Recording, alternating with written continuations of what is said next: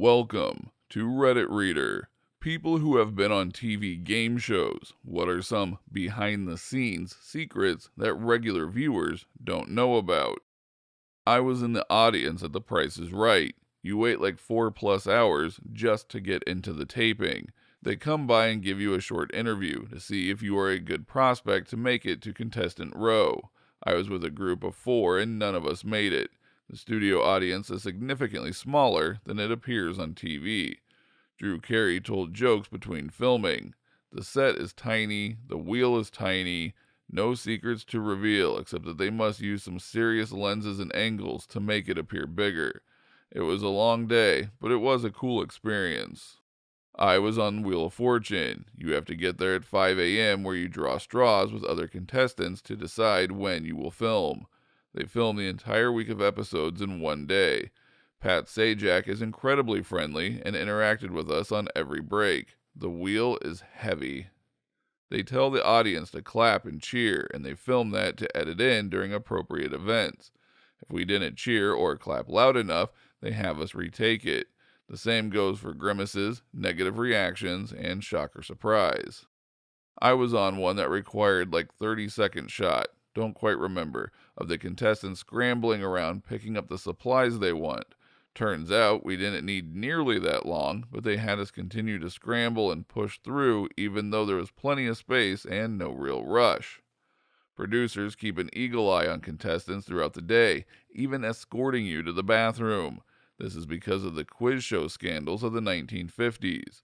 And because the whole week tapes in a day, you have to bring 4 changes of clothes with you, all in solid colors so the patterns don't bleed on camera. This was the 80s, so recording technology may have improved since then. In Deal or No Deal, only the interesting people get picked. If you are outgoing and excited, you've got a high chance of being selected.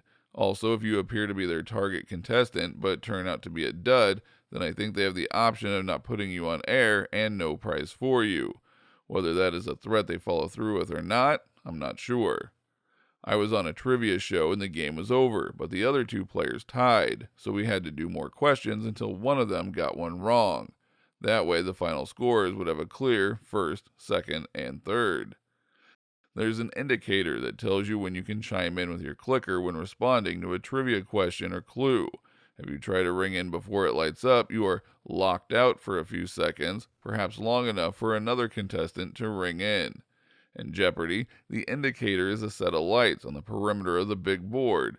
In Win Ben Stein's Money, it was literally a lamp on a lampstand sans a lampshade. Viewers never see it because the shot is of something else, e.g. the contestants or a closer shot of the game board.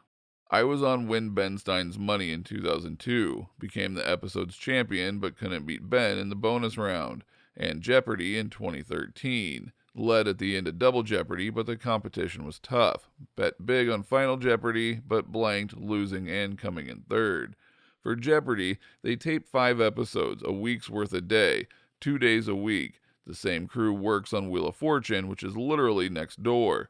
12 contestants show up for taping day, the returning champion from the previous week, enough challengers to fill in the first 4 episodes, another challenger for the Friday episode, and 2 alternates in case something happens. The alternates tend to be locals from the LA area in case they have to come back later. Before the final taping, if the 2 alternates haven't gotten to appear, one of them is randomly chosen to be the second challenger on the Friday show. The one who isn't chosen is invited to come back on a future taping date, but then with a guaranteed slot as a challenger. Selections of challengers and even sets of clues are random in order to stay fair. During the episode's taping, the rest of the week's contestants sit in front of the front rows way to the right of the audience, and thus won't appear in audience reaction shots. In the middle of the day, after the 3rd taping, remaining contestants are sequestered and treated to lunch at the studio commissary. If you're done playing, you're expected to leave and go home. They let the other girl in the showcase showdown, Price is Right, rebid after the audience booed her original bid, something silly low like $10,000. When it aired, they cut to her original bid and showed only her second winning bid. I lost. Don't forget to like this video if you liked it, dislike if you disliked it, and subscribe so you don't miss our next upload.